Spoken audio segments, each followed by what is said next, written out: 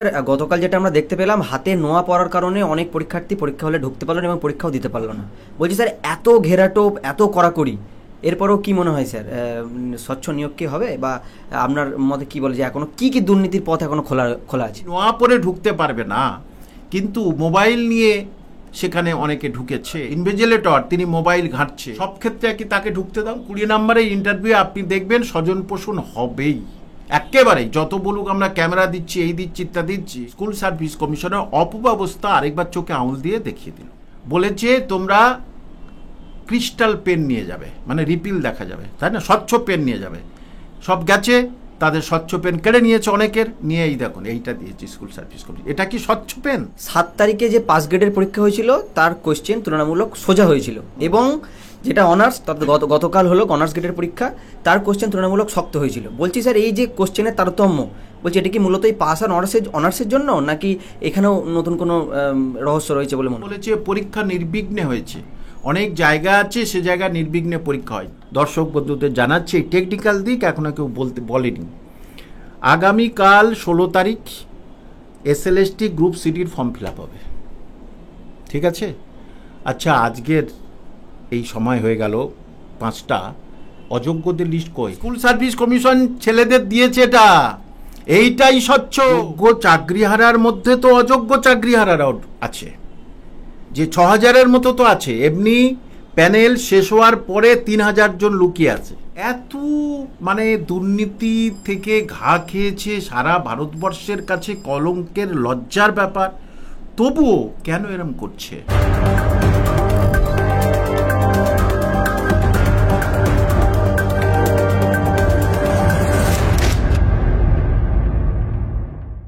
Sir, যোগ্যতার ভিত্তিতে 10 number বরাদ্দ ছিল, তা এখন পরীক্ষার্থীরা ইন্টারভিউর আগেই পাবে। বলছি স্যার, এই যে সিদ্ধান্ত, এটা কি স্যার ওই যোগ্য যারা চাকরিহারা তাদের জন্য, নাকি এর পেছনে কোনো রহস্য আছে বলে মনে করছেন? এটা যোগ্য চাকরিহারাদের জন্য করেছে, সেটা ঠিকই আছে, কিন্তু যোগ্য চাকরিহারার মধ্যে তো অযোগ্য চাকরিহারারাও আছে, যে 6000-এর মতো তো আছে। এমনি প্যানেল শেষ হওয়ার পরে 3000 জন লুকিয়ে আছে, 3000 জন লুকিয়ে আছে।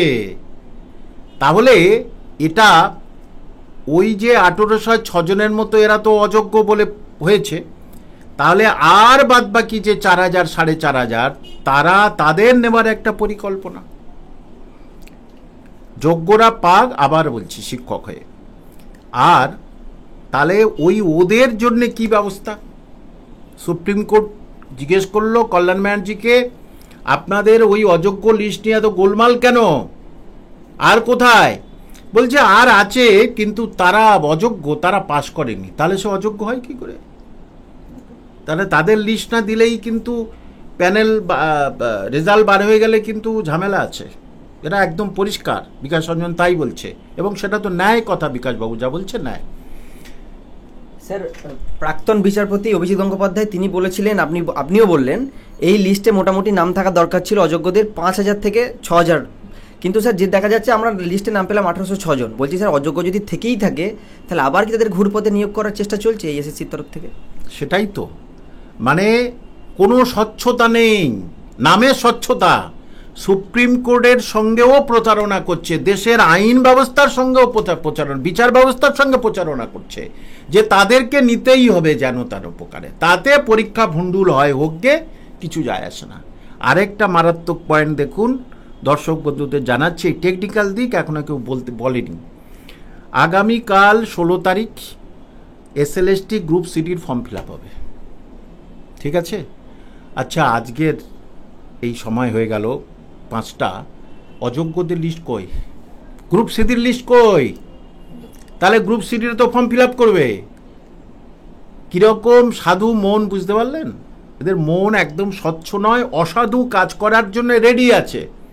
আবার সুপ্রিম কোর্টের ঘা খাবে, এই অযোগ্যরা ফের ফর্ম ফিল আপ করে নেবে। আবার কালকে তো ফর্ম ফিল আপ, ওরা আবার পটাপট ফর্ম ফিল আপ করে নেবে, যা আগে ফর্ম ফিল আপ করে নি।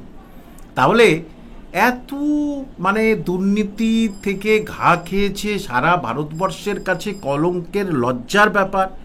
তবুও কেন এরম করছে? এটা তো ঠিক নয়। স্যার আপনি বললেন নিয়োগ, অযোগ্যদের নিয়োগ। স্যার এই অযোগ্যদের নিয়োগ বা অস্বচ্ছ নিয়োগের মধ্যে কথা বললেই প্রথমেই উঠে আসে স্যার একটা শব্দ, যেটাকে স্যার স্বজন পোষণ। বলছি স্যার, যে রাজ্যের শিক্ষামন্ত্রী মুখ্যমন্ত্রীকে স্বজন পোষণের সঙ্গে গর্ব করতে শোনা যায়, সেই রাজ্যে নিয়োগ প্রক্রিয়ায় দুর্নীতির বেনজল ঢুকবে না, এমন কি হতে পারে? আপনি কি বলেন? একেবারেই স্বাভাবিক ব্যাপার। যে বাত্র বসু নিজে সাংবাদিক করে নিজের কথা বলে না মাননীয় মুখ্যমন্ত্রীর কথা বলে? আপনার তো এটা তো অটোনমাস স্কুল সার্ভিস কমিশন, তাহলে সেখানে মুখ্যমন্ত্রীকে টানছেন কেন? বারবার মুখ্যমন্ত্রীকে টানছেন এবং বলেছে পরীক্ষা নির্বিঘ্নে হয়েছে। অনেক জায়গা আছে সে জায়গায় নির্বিঘ্নে পরীক্ষা হয়নি, নির্বিঘ্নে পরীক্ষা হয়নি। এবং শুভেন্দু অধিকারী যে বলেছে এর বিনিময়ে কোশ্চেন এই হয়েছে ইত্যাদি হয়েছে, তার বিরুদ্ধে কোনো ব্যবস্থা নিতে পেরেছে? সে ক্ষমতা নেই। শুভেন্দুদার বিরুদ্ধে শুভেন্দুদার টিকি ছাড়ার ক্ষমতা নেই, কিন্তু ওই একই পোস্ট একজন করেছে। এ ওখানে বলেছে আমার নিয়ে যাবে, তারপর রাতে রাখবে, হলে পৌঁছে দেবে, পোস্ট করেছে, তাকে অ্যারেস্ট করেছে।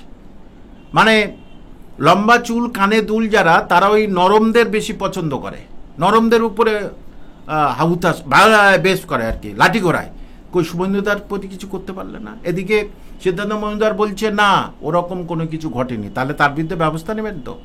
ব্যবস্থা নেওয়ার মতো ক্ষমতা নেই, অর্থাৎ ব্যবস্থা নিতে গেলে আবার কিছু চারদিক থেকে বার হয়ে যাবে। দেখুন গতকাল একটা হলে সবাই ঢুকে গেছে, 12টা 10-এ একজন ঢুকছে, কিচ্ছু বলল না, তাকে পারমিশন দিয়ে দিল।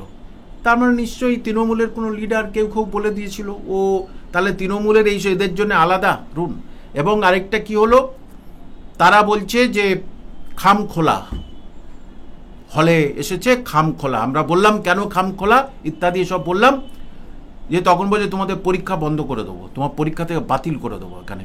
এবং সেখানে ইনভিজিলেটর সে বসে আছে, সে ফোন ঘাঁটছে। তাহলে ফোনটা পেল কোথায়? তৃণমূলের ক্যাডার বলে। আবার কোনো হলে ইনভিজিলেটর আছে কি নেই একে অপরের সঙ্গে আলাপ আলোচনা করে, এটা শুনেছেন, আলাপ আলোচনা করে তারা কিন্তু প্রশ্নের উত্তর করেছে। এটা বলে নির্বিঘ্নে পরীক্ষা হচ্ছে। পরীক্ষাটা ভণ্ডুল করানোর একটা চক্রান্ত, আর কিছু নয়। নিজেরাই চক্রান্ত করছে, আর কিছু না, অন্য কোনো কিছু নয়।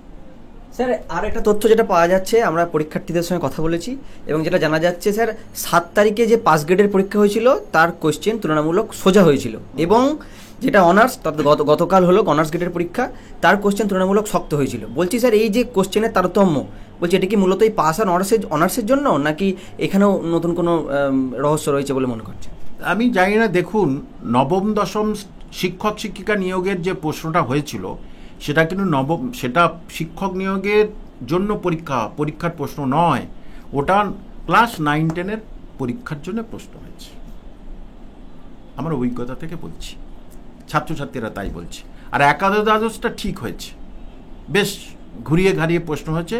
তার মানে কি নবম দশম থেকে বেশি প্রবেশ করানোর পরিকল্পনা, যে যা হোক করে তোরা মোটামুটি 10 নাম্বারটা নিয়ে চলে আয়, তারপরে 20 নাম্বারের ইন্টারভিউয়ে তো আমরা আছি। এবং 20 নাম্বারের ইন্টারভিউ আপনি দেখবেন স্বজন পোষণ হবেই একেবারেই। যত বলুক আমরা ক্যামেরা দিচ্ছি, এই দিচ্ছি ইত্যাদি দিচ্ছি, ক্যামেরা দিয়েছে, আপনাকে সব সরল প্রশ্ন করব, আপনি সব বলে দিলেন, তাহলে এর 18।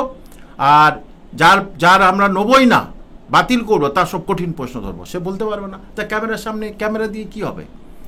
অনেক হলে ক্যামেরা নেই। এবং আপনাকে বলছি যে দেখুন কীরকম স্বচ্ছতা, নাকি বলে স্বচ্ছ পরীক্ষা, স্বচ্ছতার সঙ্গে বলেছে তোমরা ক্রিস্টাল পেন নিয়ে যাবে, মানে রিপিল দেখা যাবে, তাই না? স্বচ্ছ পেন নিয়ে যাবে। সব গেছে, তাদের স্বচ্ছ পেন কেড়ে নিয়েছে অনেকের, নিয়ে এই দেখুন এইটা দিয়েছি স্কুল সার্ভিস কমিশন। এটা কি স্বচ্ছ পেন? রিপিল দেখা যাচ্ছে? এটা আমার নয়, স্কুল সার্ভিস কমিশন ছেলেদের দিয়েছে এটা, এইটাই স্বচ্ছ।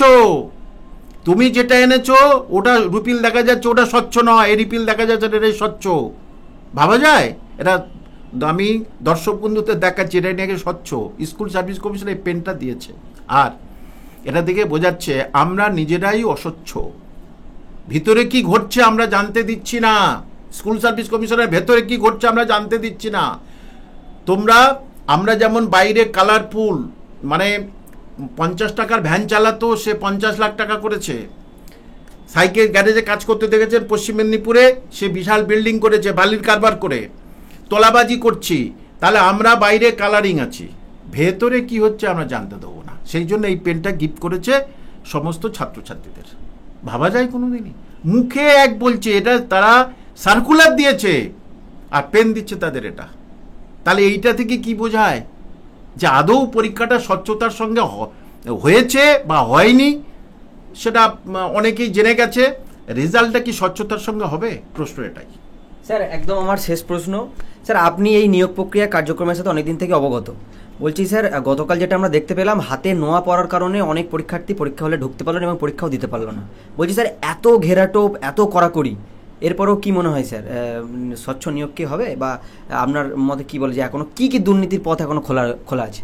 দেখুন, নোয়া পড়ে যেটা সেন্ট্রাল গভর্নমেন্টেরও পরীক্ষার নিয়ম, ওটা পড়ে যাওয়া যাবে না। এটা থেকে স্কুল সার্ভিস কমিশনের সবগুলো যে খারাপ, যেটা তো নীতি, তার নীতি সেটা তো মানতে হবে আমার। যে স্কুল সার্ভিস কমিশন তথা সেন্ট্রালের সব প্রশ্নে নোয়া পড়ে কিন্তু ক্লাসরুমে পরীক্ষার হলে ঢুকতে পারবে না, এটা একদম পরিষ্কার। তো সে হিন্দু রমণী, আমি তার উপরে বেশি কথা বলবো না, তার ব্যক্তিগত ব্যাপার, সে খোলেনি। কর্মজীবনের থেকে সে ব্যক্তি জীবনটাকে অনেক বেশি মূল্যবান মনে করেছে, তাই সে পরীক্ষা দেয়নি, চলে গেছে। কিন্তু এটা মারাত্মক কোনো ইস্যু নয়।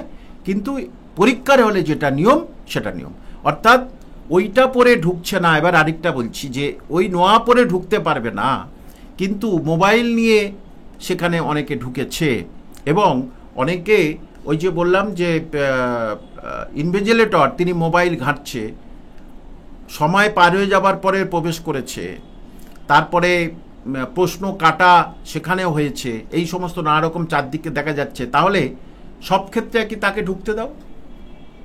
সে তো তার ভিতরে কিছু নিয়ে যায়নি, টুকলি করে নিয়ে যায়নি, তাহলে তাকে তার ভিতরে ঢুকতে দাও। যেমন এখানে ওই বিবাহিত চাকরি প্রার্থীর যেমন দোষ আছে, ঠিক এদিকেও স্কুল সার্ভিস কমিশনের অপব্যবস্থা আরেকবার চোখে আঙুল দিয়ে দেখিয়ে দিল।